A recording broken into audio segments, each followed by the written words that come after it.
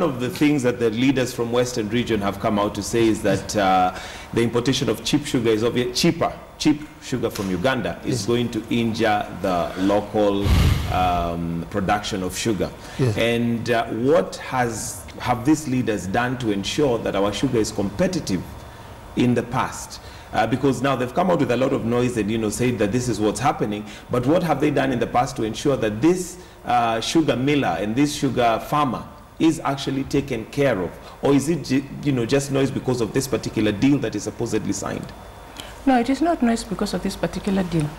In fact, when you look at the value chain of the production of sugar and all the other agricultural produce, which is some of which is tea, maize, and all the rest, you will realize that there is a deliberate scheme by the government to frustrate the farmers, because, like he says, the roads are not there.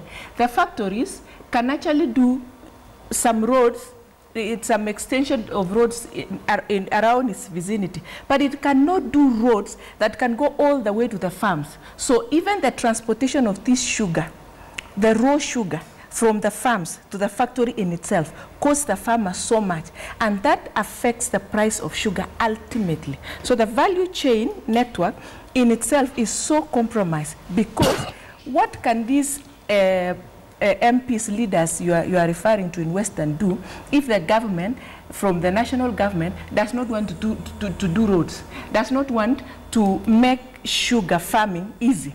We are told that every country, by the way, every country in the world subsidizes agriculture, most nations. But Kenya, nobody subsidizes agriculture. We are only told that, what the government does, and I cannot even say only this government, even the previous governments, what they do is to suppress. The problem in Kenya is that there is a lot of determination to suppress any nation that does not, any region that does not support the government. So when the government does not make roads, when the government does not subsidize the prices of inputs for sugar, for tea, and for the rest, how then will the farmer and the factory be able to produce cheap sugar? These leaders are making valid complaints. The government need to support the farmer so that the farmer can be able to produce sugar that can be cheap in the market. In fact, as he talks about, we need to import only that can meet the surplus, I should ask him, before you import, sugar is rotting in the farms. Why don't you get all the sugar in all the farms in Kenya, put it in the factory and process it, and then tell us now that we cannot still meet the local demand? Let us make, do you know, we are talking about children who are going to miss school fees. Most of these farmers depend on sugar. The tea in Kenya today, as we speak, I am a tea farmer, and tea in Rift Valley is going for 8 shillings. Tea in central Kenya is going for 34 shillings, 28 shillings and 34 shillings. The beggars in Mombasa, they are supposed to be 12 for tea. 10 of them are people from central Kenya, tasting the tea and saying the tea from Kangaita, the tea from here is the best tea. Now, the tea from Kericho, the tea from Kapsara, the tea from Kisii is poor quality. So that tea earns less money. Yeah? Now, that is the same thing that is happening with sugar. We want to import sugar from wherever. I still say, and I emphasize, there is no sugar coming from Uganda. This sugar is being imported. And I want to ask you, Jubilee people, can you jail for us? I have continued to ask here. Take these barons to court. You are the government. You know them. If you can investigate Al-Shabaab and arrest all these young people, why don't you investigate the sugar barons and take them to court? Or tell Kenyans, tell us, these are the barons, and tell us to shoot them. Now, let me answer this one thing.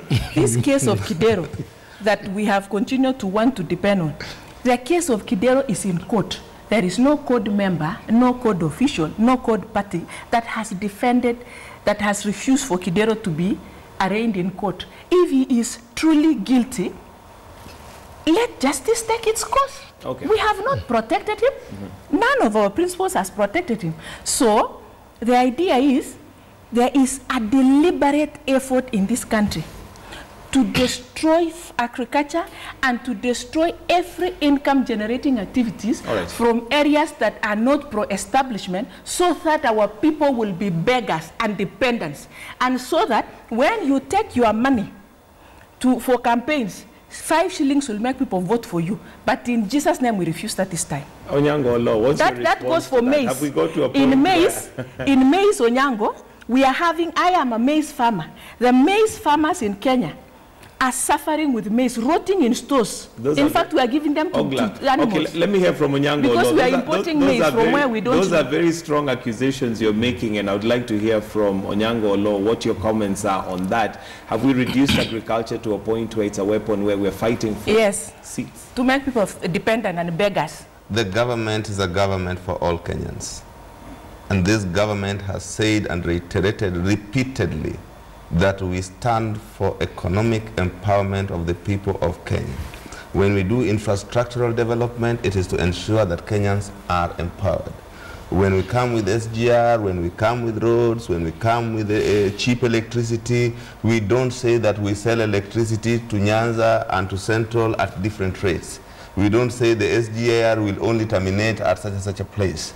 So what I find to be very contradictory is that the other day, CORD leadership rises up and says that Mumias must rise because Mumias has gone down. And we know Mumias was the leading producer of sugar. And even with Mumias producing at its peak, we still had to import sugar into this country. With Mumias now almost at 30% production, why is CORD again saying we should not import sugar?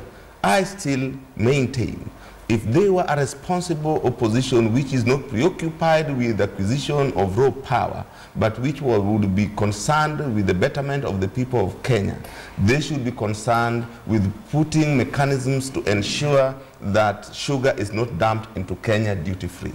They should be concerned, and remember, we are the gateway to Uganda. So they will not import sugar unless it passes through us, just as Mr. Weda has said. The opposition should be on the lookout to ensure that no sugar passes to Uganda.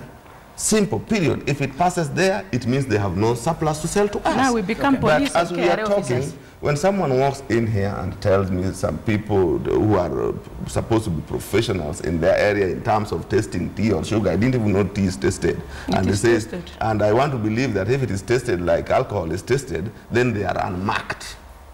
And when they are unmarked, you simply have to say TA is the best or TB or TC.